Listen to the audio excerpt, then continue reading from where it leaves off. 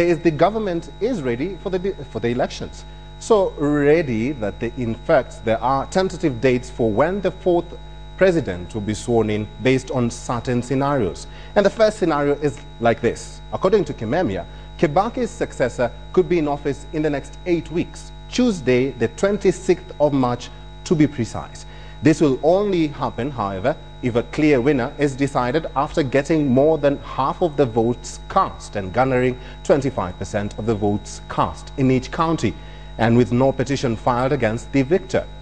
In the event that a petition is filed and then dismissed, then Kimemia says the next president will be sworn in on the 16th of April. However, this can only happen if the person who filed the petition is dismissed by the Supreme Court.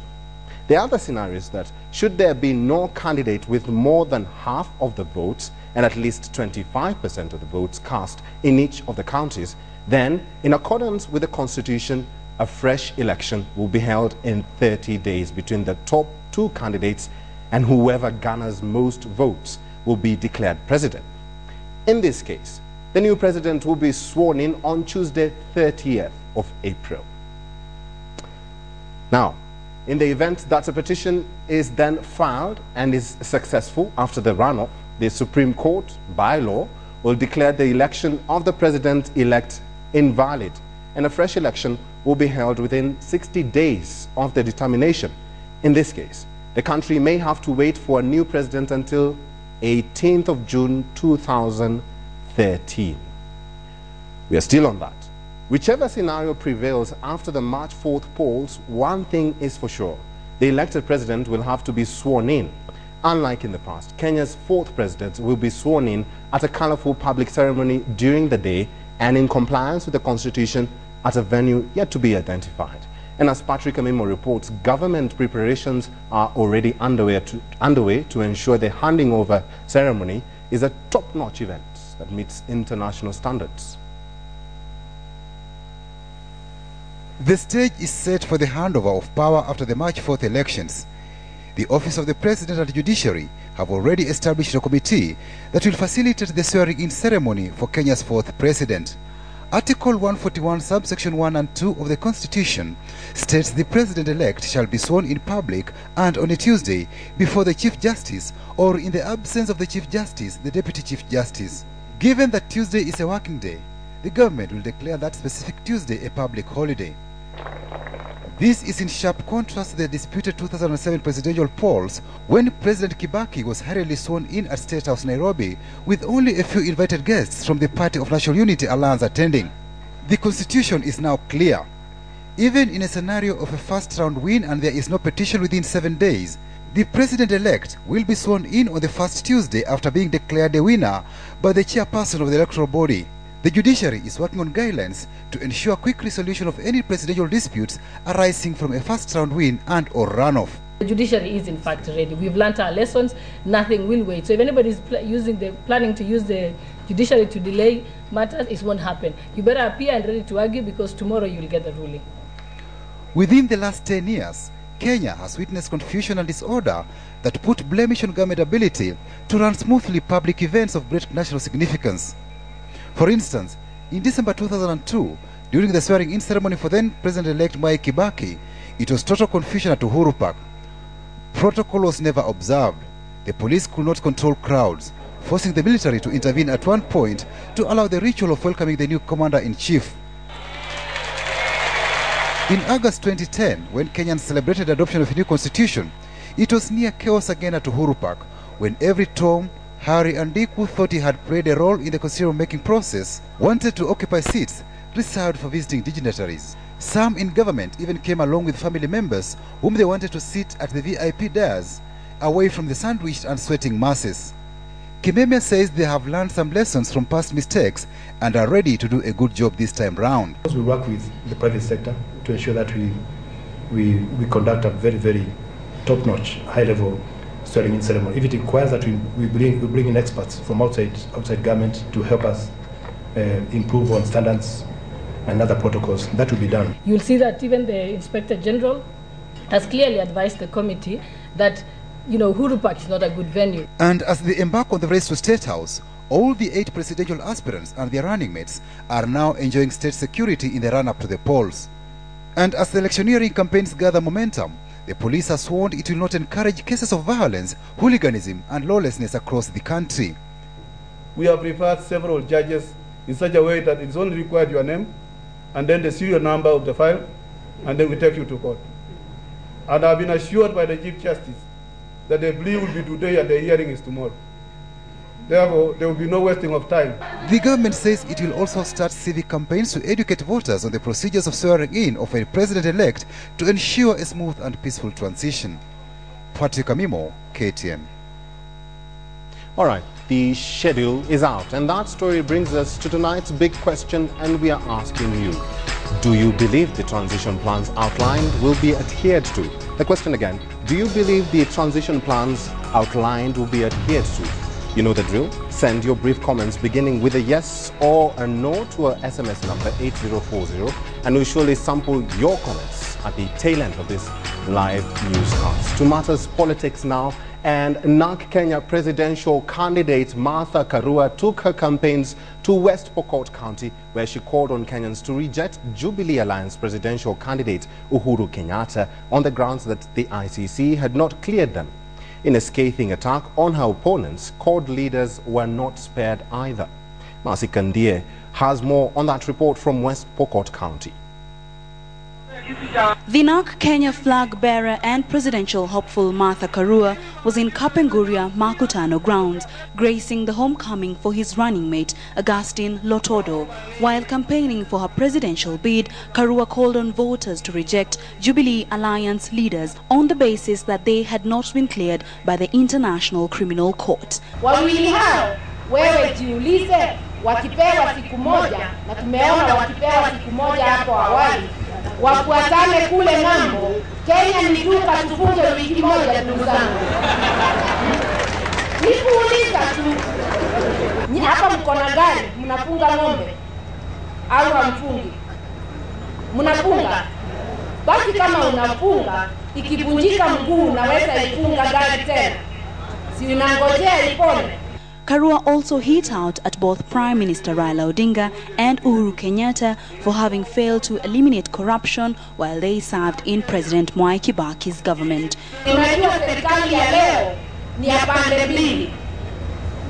Hata kinara moja akaita serikali ya mkate nusu. Kwani mmesahau? Mimi nakubali ni mkate nusu, lakini naye ufisadi ni nusu pia. Ukisikia sakata ya mahindi pande hii, unasikia ya mafuta pande hii. Ukisikia ya NHIF pande hii, ya watoto wa shule nayo ni pande hii ingine. She promised to fight for minority groups, including the Pokot, who she said the previous governments had marginalized for a long time. Karua said she is confident of a win, adding that she has visited all the 47 counties and West Pokot as a number 47th stop. Masi Kandie, KTN, Kapenguria, West Pokot County. Still on politics, the Jubilee campaigns in the vote-rich Mount Kenya region entered the second day, with presidential aspirant Uhuru Kenyatta and his running mate William Ruto traversing the rest of Meru County and into Embu. The pair took a swipe at their rivals for using the ICC cases as a weapon against them, while insisting that their coalition was best placed to run the country. Uhuru and Ruto said that nothing will come in their way of running for the country's top seats now that IEBC has given them the go-ahead, and Kenyans will be the ultimate decision makers. Karunderi is in Meru County and brings us the following story.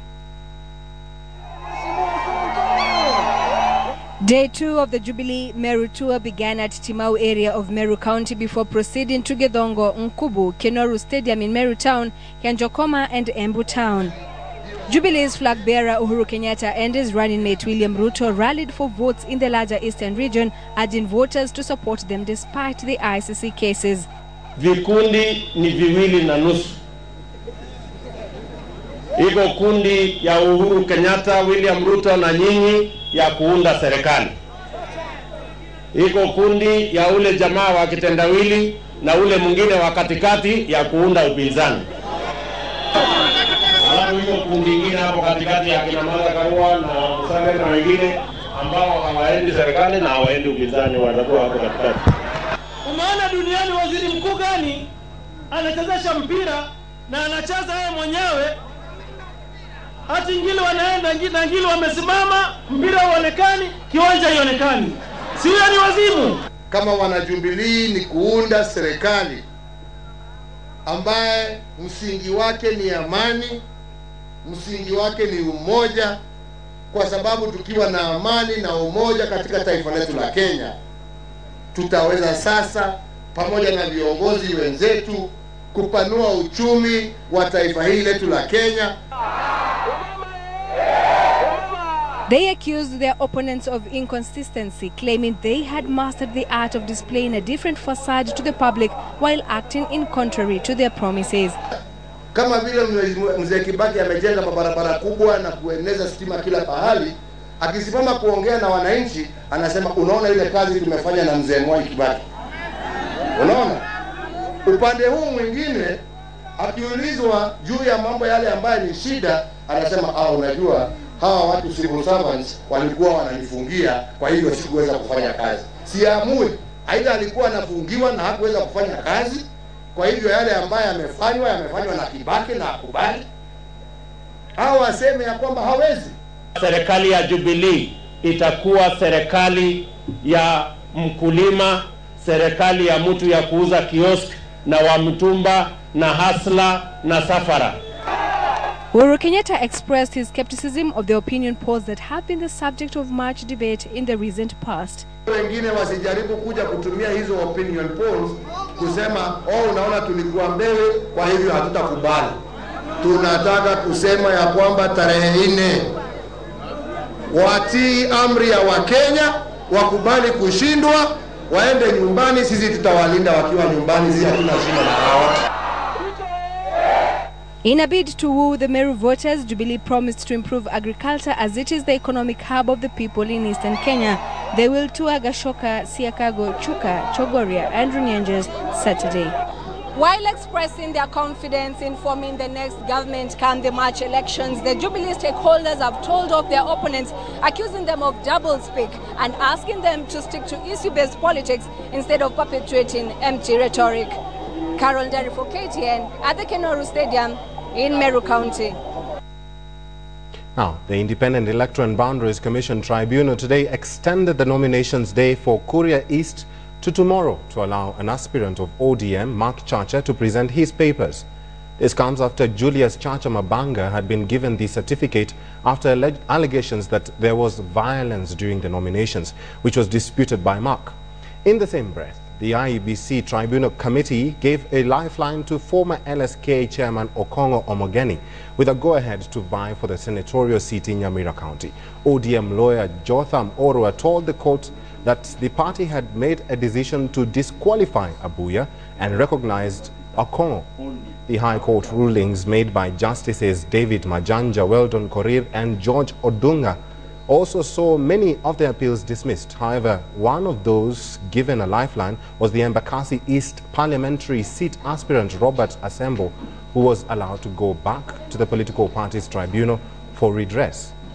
Others dismissed included an appeal challenging Marakwet East legislator Jebi Kilimo of TNA by Mark Bowen and Malindi constituency Atas Ali against Edward Karani. A case challenging Ferdinand Waitito's deputy Robinson Achoki was also dismissed. Achoki, who is Waitito's running mate in Nairobi's governorship race, is alleged to have registered as a voter in West Mugirango constituency.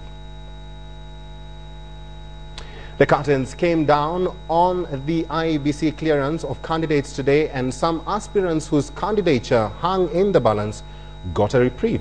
Among them was Mombasa gubernatorial aspirant Abdallah Mwarua, who had been barred from lacking a bachelor's degree. Charity Kimani reports on the final day of presenting nomination papers to the IEBC.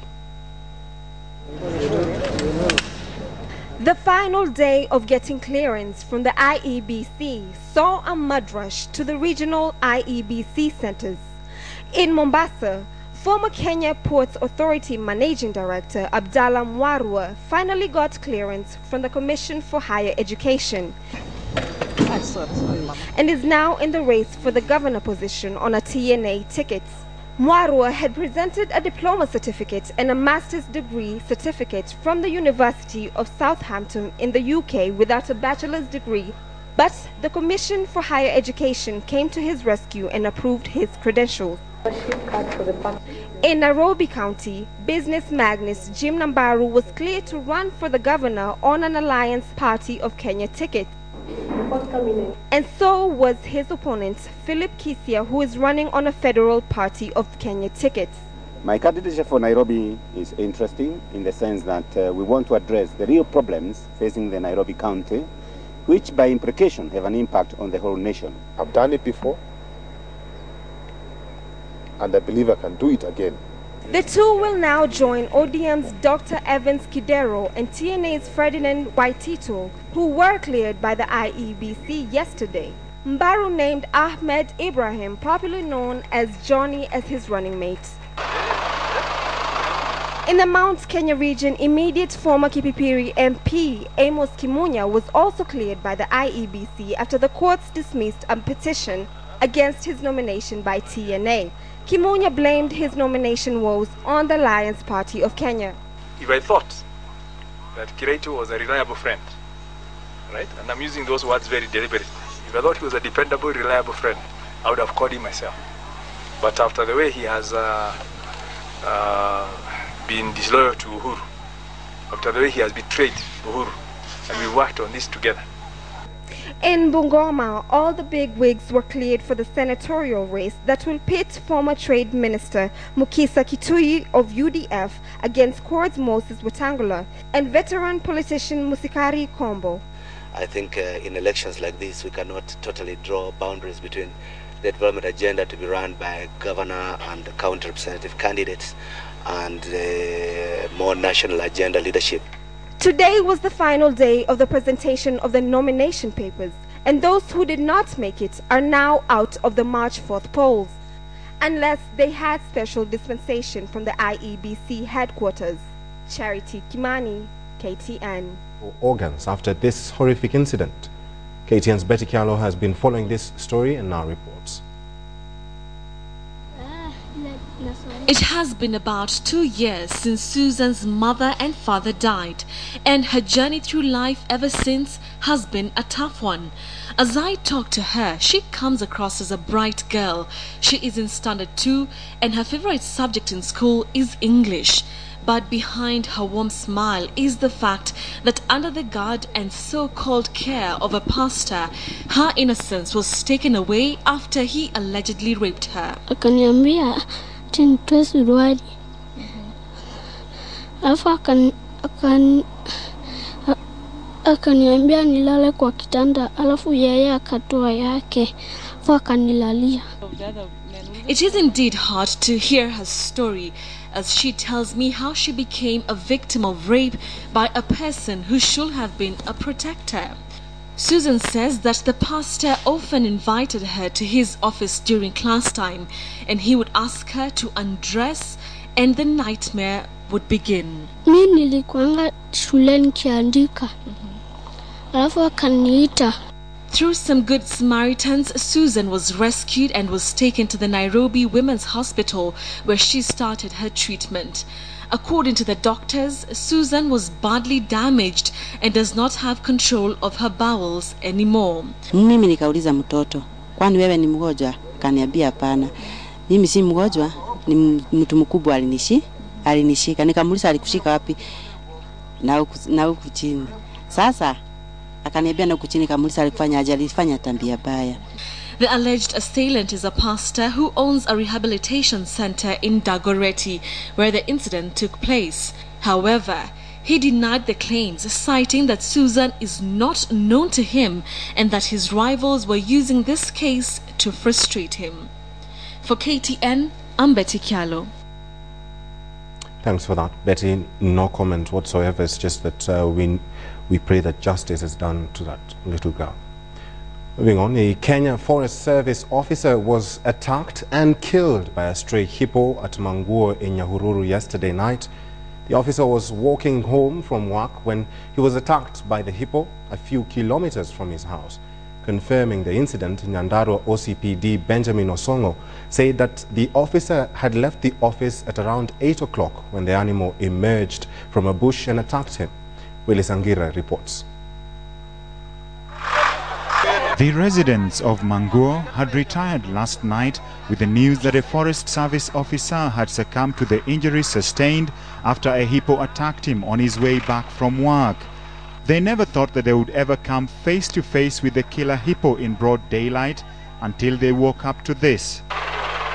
The killer hippo stuck in the mud. The animal had come out of Manguo River to look for food. As you know, they are herbivores. They are herbivorous. So they move from the habitat of the lake outside in the evening to graze and then back in the morning. The hippos venture out of the water more often when the rains come, and the residents are advised to be wary of the animals, especially in the evenings, and that is how the Kenya Forest Service officer met his death. We had an incident yesterday at night where a hippo came into contact with one of the Kenya Forest Service staff, and unfortunately we lost him. The residents say the government is not doing enough to protect them from the wild animals. Jaribu kulalamikia serikali na tujaona hata kitu moja wamefanya. Sasa jana ilikuja ikauma askari moja wa forest akitoka kazi na baadaye akafariki. Sasa leo ndio hii tumeiona tena ilikuwa imeanguka shimo hapo ambapo ilikuwa na uhatari mwingi sana. Na tunaomba sasa serikali ingilie kati kwa sababu naona kama ni mwananchi wa kawaida angekuwa pale hatungeona hata hiyo matrakta ambayo ilikuwa imekuja hapo ya China. Actually most of the issues with the conflict is human because we have interfered with the ecosystem. There is nothing much we can do. The hippo was clearly agitated, and the Kenya Forest Service had to call upon the services of a road contractor in the area to help rescue the animal from the ditch.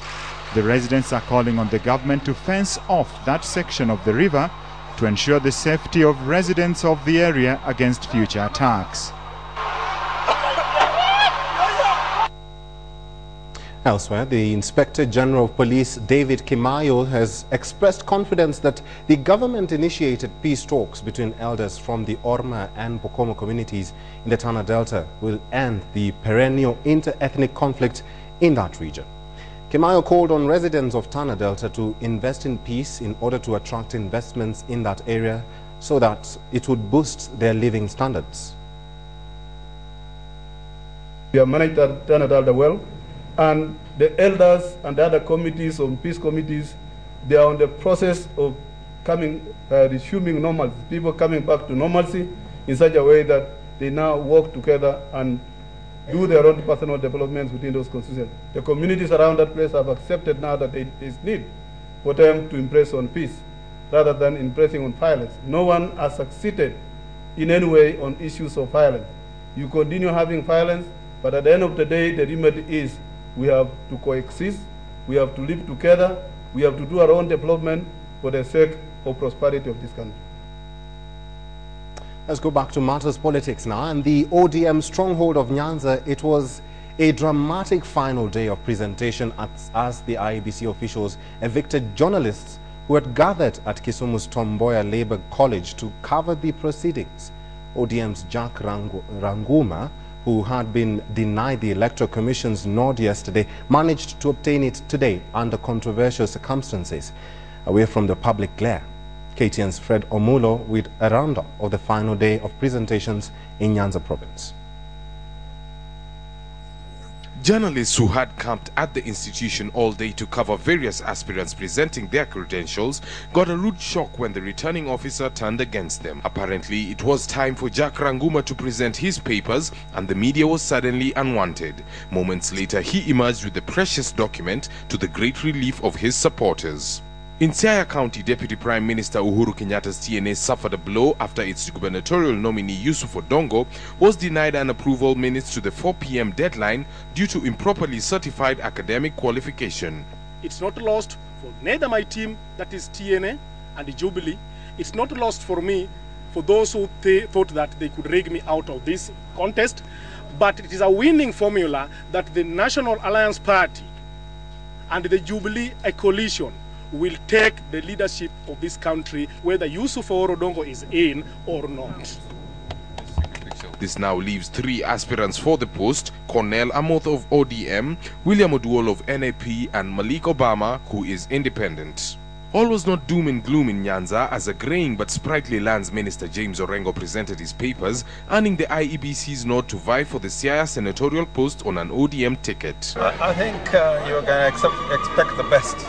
I always try to do as best as I can on any responsibility or any mandate I'm given. But I think this is a very important election because this election is going to put the institutions in place in accordance with the new constitution. Orengo will face newcomer Agnes Awor, who is vying on an independent ticket. From Kisumu County, I am Fredo Mulo. All right, so let me remind you the first or the top story in our bulletin tonight, and Francis Kimemia has released the transition timeline, and we are asking you, do you believe it? Is it workable? Oh, the SMS line is 8040. Begin with a yes or no. Give us a brief comment, your name and where you're watching us from. We are taking a short break, and when we come back, business.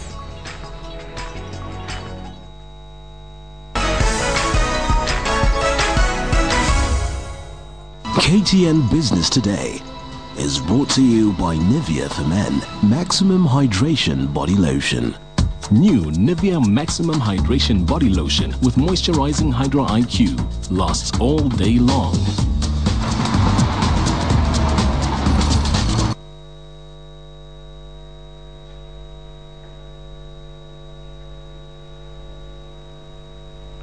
Welcome back to KTN Prime with me, Eric Njoka. Let's talk business. Mobile operator Safaricom is set to hike charges for its money transfer service starting February the 8th. This follows the government's decision to gazette 10% increase in excise duty for money transfer services as well as other financial transactions. Not willing to see its profits eroded, Safaricom will hike its tariffs by 10% for all transfers above 100 shillings. This is likely to set a precedent for banks to other mobile operators to pass on the cost to consumers. After 3 months of its Shop and Win promotion, the Sarit Center has today rewarded its loyal shoppers. The promotion, dubbed Scratch and Win Shopping Promotion, so shoppers win Kia Rio Saloon, I beg your pardon for that, Kia Saloon automatic cars, 55-inch LG TVs and West Point freezers, among 50 other prizes. The promotion involved scratch cards bearing different winning combinations, and the scratch cards were awarded to shoppers of items worth 1,000 shillings or more. The promotion was also hinged on the mall celebration of its 30th anniversary of unrivaled business in the region. Sarit Center Shopping Mall provides its customers with exhibition facilities, spaces for organization launches and shopping stores.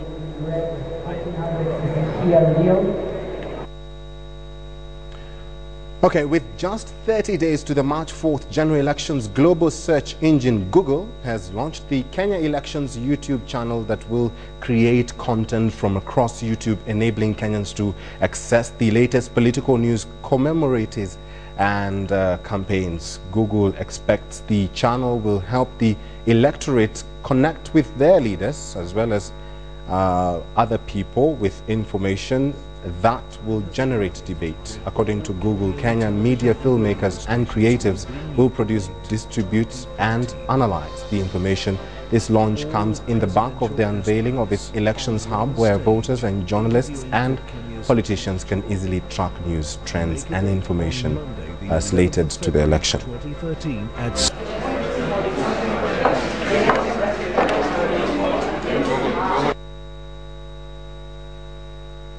Let's now look at the numbers at our financial markets review.